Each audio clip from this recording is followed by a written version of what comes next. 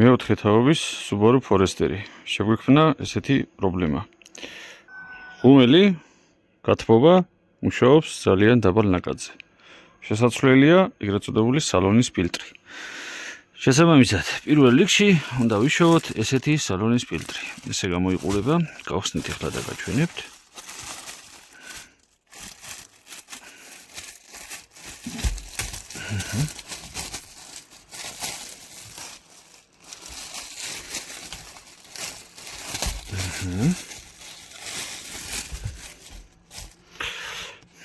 ესე გამოიყურება. ესეთი ამბავია. შუალობრივი ქაღალდის ფილტრია ჩარჩოთი.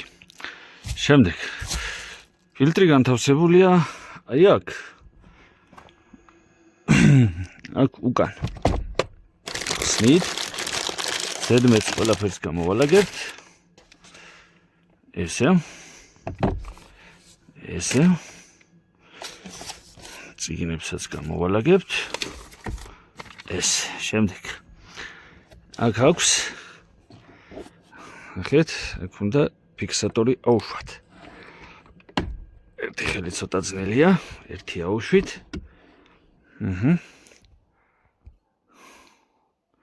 ზა განათება ჩავრთო და გიჩვენებთ. აი აქ.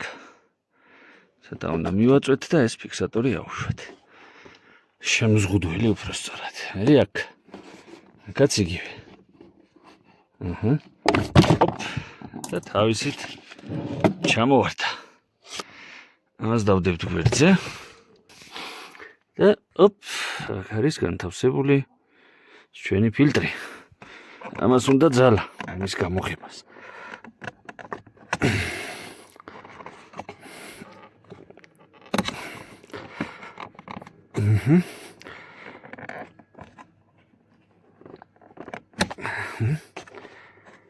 ორი ხელით გამოვაძრობ მაგას. მოკაჩვა უნდა და გამოტანა. აქ გამოვაძრეთ, გამოვიგებთ და გიჩვენებთ როგორ დგას. ეს უნდა იდგეს ესე. ნახეთ, ამ ბრტყელი ზედაპირით ზემოთ გვერდიდან გაჩვენებთ. აი ეს. როგორც ხედავთ, ცუდ მდგომარეობაში არ არის ძალიან, მაგრამ ეს რო გენახათ ერთი კვირის წინ, როცა ეს გამოვიღე და დავფერთხე, მაშინ ნამდვილად არ მოგეწონებოდეთ.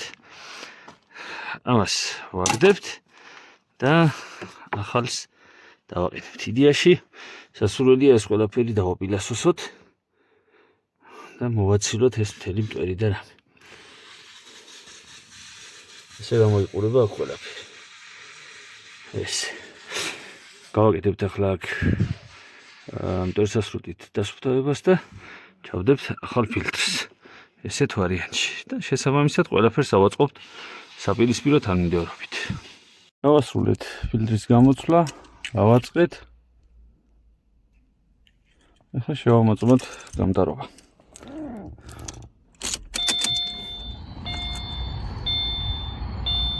ძალიან ძლიერი ნაკადია. ძალიან ძლიერი ნაკადია. აბა, უსმინოთ. ძლიერი ნაკადია.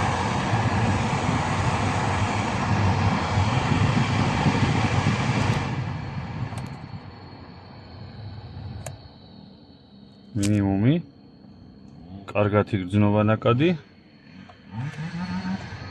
მეორე სიჩქარე, მესამე სიჩქარე და მეოთხე სიჩქარე.